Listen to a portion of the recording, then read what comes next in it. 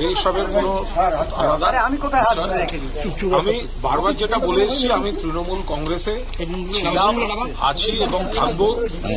আমার নেত্রী মমতা বন্দ্যোপাধ্যায়, আমার নেতা অভিষেক বন্দ্যোপাধ্যায়, মানে এটা তৃণমূলের একটা পরিবারে আমি বারবার বলে এসেছি, আমার পদ থাক না থাক, আমি কর্মী সমর্থক হয়েও আমি তৃণমূলেই থাকবো।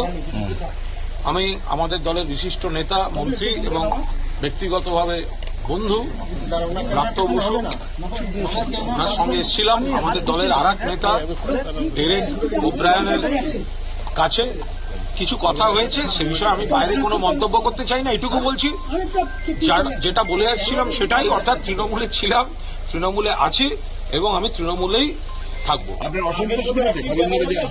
বাকি কোনো কথার আমি এখন উত্তর দেবো না, কারণ একটা দল আমাদের কিছু কথা আলোচনা যেগুলো যাই হোক সেটা একটা আলোচনার বিষয়, কিন্তু আমি তৃণমূলে ছিলাম, আছি, থাকবো। দলের মুখপাত্র হিসেবে কি দেখা যাবে আপনাকে?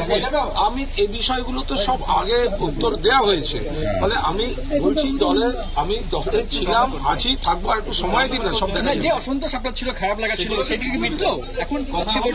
এইভাবে তো দুম করে হ্যাঁ না এগুলো না, আমি এইটুকু বলছি যে আমি তৃণমূল কংগ্রেস পরিবারের একজন গর্বিত সদস্য এবং আমার মনে হয় আমার দলও আস্থা রেখে, স্নেহ রেখে আমাকে দলের সঙ্গে থাকার অধিকার যে।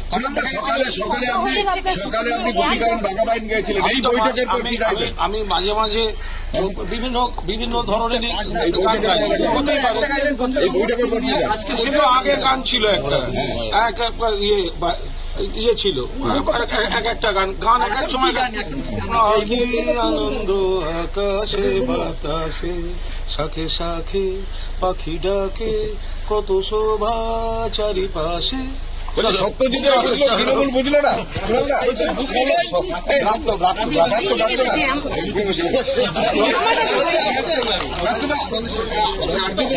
যে আপনি দূত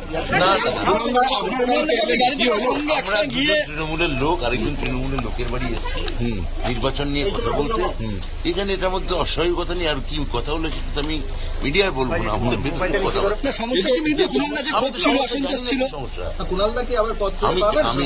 আমি এসব শুনুন। আমার যদি আপনাদের কথা যদি ঠিক হয়, তাহলে আমার গায়ে একটা অস্ত্রোপচার হয় বা যদি লিউকোপ্লাস লাগানো হয়, লাগানোর সঙ্গে সঙ্গে আপনারা বলছেন যে কখন ছাড়বে, তো টাইম দিন না। দেখুন ক্ষত কি খুব গভীর ছিল তার মানে? কিন্তু যিনি সই করে সাধারণ সম্পাদক পদ থেকে সরালেন, তার বাড়িতে বৈঠক, এটা তো অস্বাভাবিক। বলতে পারবো না, আমায় ডাকা হয়েছে, আমি এসেছি। হ্যাঁ, আমি বলতে পারবো না। কুণালদার অসন্তোষ মিটেছে? আপনি যে নিয়ে এলেন গাড়ি করে, আমার পাশে কুণাল ঘোষ দাঁড়িয়ে আছে। আমি তো আমার দলের স্পোকসপারসন। কিছু বিষয় ছিল, সেগুলো আমরা কিছু আলোচনা হয়েছে। আমি আবার বারবার বলেছি, এসব পদ এসব নিয়ে এগুলো সব গৌণ। মূল কথা হচ্ছে আস্থা, ভালোবাসা, সম্পর্ক, এগুলো হচ্ছে মূল জায়গা। আমি নেত্রী মমতা বন্দ্যোপাধ্যায়, সেনাপতি অভিষেক বন্দ্যোপাধ্যায়, আমি তৃণমূল পরিবারের একজন কর্মী সদস্য ছিলাম, আছি, থাকবো। বাকিটা সময়ের সঙ্গে দেখতে থাকুন। মমতা বন্দ্যোপাধ্যায়ের নেতৃত্বে, অভিষেক বন্দ্যোপাধ্যায়ের সেনাপতিত্বে তৃণমূল একটি ঐক্যবদ্ধ পরিবার। এই নির্বাচনে আমরা দারুণ রেজাল্ট করব, তার রণকৌশল ঠিক করতে আমরা এখানে এসেছি। তাহলে কুণাল ঘোষকে সরিয়ে দেওয়া হলো কেন? এইসব তো আমি তো কোনো চিঠি পাইনি। ও তো কোনো চিঠি পাইনি, আমি জানি না। চিঠি পাইনি? চিঠি পাইনি। আমার মনে হয় যে আপনারা তো মিটিং চলাকালীন বাইরে অপেক্ষা করলেন। আমার কাছে খবর আছে ঠিক 1:35 ডেরেক ওব্রায়ান এখান থেকে বেরোবে। সন্দেশখালীর একটা ভিডিও ভাইরাল হয়েছে, শুভেন্দু অধিকারী পুরোটা সাজিয়েছিলেন বিকেল 5টায়। আমার না, এটা আমাদের কাছে, আমি সেটা জানি না। হ্যাঁ, যাও কেন, কারণ আমার কাছে বিকেল 5টায় আমাদের নেতা অভিষেক বন্দ্যোপাধ্যায় ইনি আজকে প্রেস কনফারেন্স করবেন। তার আগে আমাদের এই জানি এখন এই মুহূর্তে এটা বলা সমীচীন নয়। আমাদের উপর একটা নিষেধাজ্ঞা, আমরা হয়তো কেউ কোথাও তৃণমূলে থাকবো, তৃণমূলেরই সদস্য